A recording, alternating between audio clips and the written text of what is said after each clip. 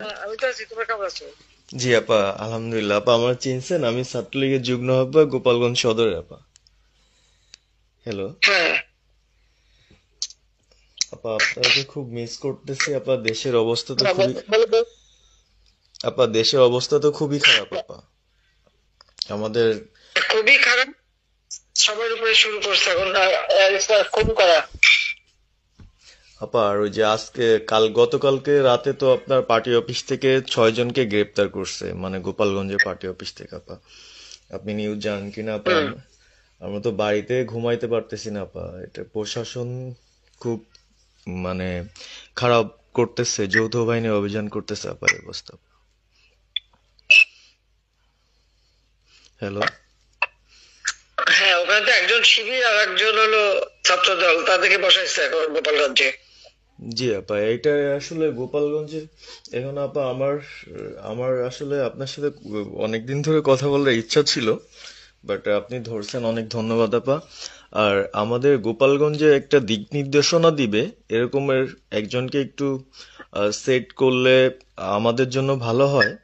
আর দ্বিতীয়ত তাহলে সারা বাংলাদেশের নেতাকর্মীরা হয়তোবা নামতে পারত। হ্যাঁ, একজনের নাম বলবা, সাথে সাথে পুলিশের একটা মামলা দেবে এবং গ্রেপ্তার করে নেবে। ও, তাহলে তো ওইটা আসলে, তাহলে তো সেটাও তো আসলে, তাহলে আমাদের কোন দিকে যে যাব আপা আসলে। আহ, না, নিজেদেরই করতে হবে। যে যেখানে যার অবস্থান থেকে কাজ করতে হবে। আপা, আমার ইউনিয়ন হলো বুড়াশি ইউনিয়ন। এই যে আপনি যে নৌকায় করে চলতেন, মানে যে রাস্তা দিয়ে যেতেন। জি। হ্যাঁ, আমি চিনি। জি আপা। তো যার যার এলাকা নিয়ে সে সে কাজ করতে হবে।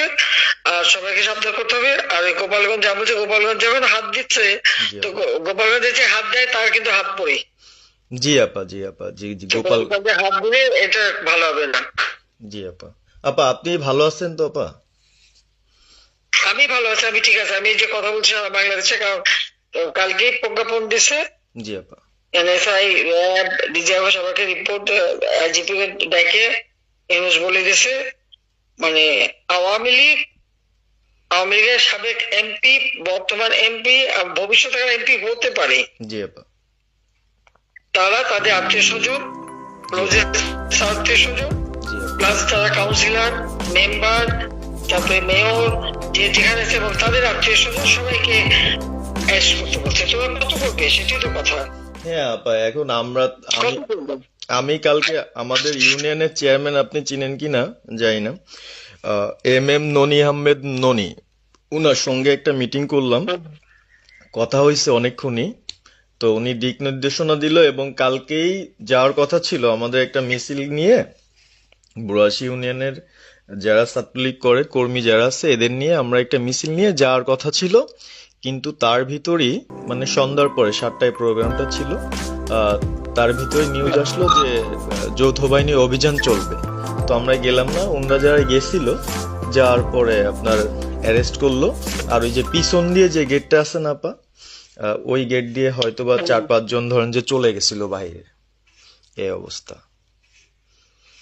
আর আমাদের যারা আসলে আমরা দলকে ভালোবাসি, আহ, আপনাকে ভালোবাসি, সংগঠনটাকে সুন্দরভাবে সচ্ছল রাখার চেষ্টা করতেছি, আহ, এদের খুব ডিস্টার্ব করতেছে। খুবই। আপনার যেদিন জন্মদিন ছিল ওই দিন আমরা আমাদের ছোট ভাইদের দিয়ে, বঙ্গবন্ধু কলেজের ওদের দিয়ে আপনার অনুষ্ঠানটা ওরা করতেছিল, কেক কাটছিল, এর ভিতরে ওসি নিজে এসে ওদের কলার ধরলো। মানে খুব অ্যাক্টিভ যে 4-5 জন ছেলে আছে, হিমেল, তারপর বাপ্পি, রেয়াজ, সাকিব,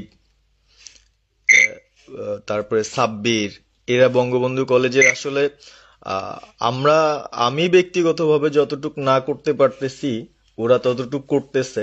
এবং আমরা একটা মশাল মিছিলও করলাম সেদিনও আপনার। আর্মি আমাদের পরবর্তীতে ওদের বাসায় যে ঝামেলা করলো, আমি একদম সামনে ছিলাম। আমি আপনার ওই ছবিটা পাঠাইছি, আপনি দেখছেন হয়তোবা। আর প্রত্যেকটা মিছিল মিটিং ইনশাল্লাহ আপা থাকি, কিন্তু এলাকার এমন একটা পরিস্থিতি সৃষ্টি হচ্ছে, সেটা হলো আপনার 75 পরবর্তীতে যেভাবে মানুষজন ভয় পাচ্ছিল, সেই জিনিসটা আপা সবাই করতে চাচ্ছে। মানে জোর করে আসো আমাদের দলে যোগ দাও, মানে দোকানে বসলে, চার দোকানে বসলে অনেক কিছু শোনা যায়, অনেক কিছু বোঝা যায়, কিন্তু এখন আমাদের দরকার সারা বাংলাদেশে, মানে আমার ক্ষুদ্র জ্ঞান থেকে বলতেছি, সারা বাংলাদেশে যে একটা সংগঠনটা চালাবে, আপনি সভাপতি থাকবেন এবং ভারপ্রাপ্ত যদি কাউকে কোনো দেওয়া যায় যাকে ভালো মনে করেন, তাহলে আমাদের সারা 64 জেলা। জি আপা, দাঁড়াও, এত পাকা কথা এখন বলার সময় না। সরি আপা। এখন যার নাম দেব তাকে সবার আগে অ্যারেস্ট করবে, জি আর তার নামে সবার আগে মামলা দেবে। জি আপা। আপা আমাদের মাঝে মাঝে ওই যে প্রেস, মানে কালকে যে প্রেসটা দিচ্ছেন এটা আমি সুন্দর পড়ছি, অনেক ভালো লাগছে এবং আমি আমার ফেসবুকে ছাড়ছি। হ্যাঁ, ওটা আমি নিজে দেখে দিছি, আমি কারেকশন করে দিছি এবং আমাদের খুবই ফেসবুক ওটা দেওয়া হচ্ছে, ওইভাবেই যাবে। আর আমাদের কয়েকজন নেতা ঠিক করে দিছি, তারা বিভিন্ন ইস্যুতে একটা করে স্টেটমেন্ট দেবে। জি আপা।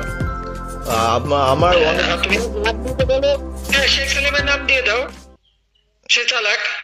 না, উনি কিভাবে, উনি তো মানে আমাদের তাহলে কে চালাবে? আমাদের কে চালাবে? আপনি যারে বলবেন। আমি যারে বললে তো হবে না, তোমাদের এই যে বাস্তবতা বুঝতে চাও না কেন? জি আপা। এখনই যার নাম দেবা তখনই সে অ্যারেস্ট হবে। তাহলে আপনি। সাজার খান, জি হ্যাঁ সাজার খান নামছে, সরকার তাকে অ্যারেস্ট করছে। জি আপা। বসে বসে মানে কার কাছ থেকে কি পাকা কথা শুনবো বলে তো লাভ নেই। জি আপা। এটা তো নর্মাল, আমাদের তো নর্মাল রাজনীতি করতে দেবে না।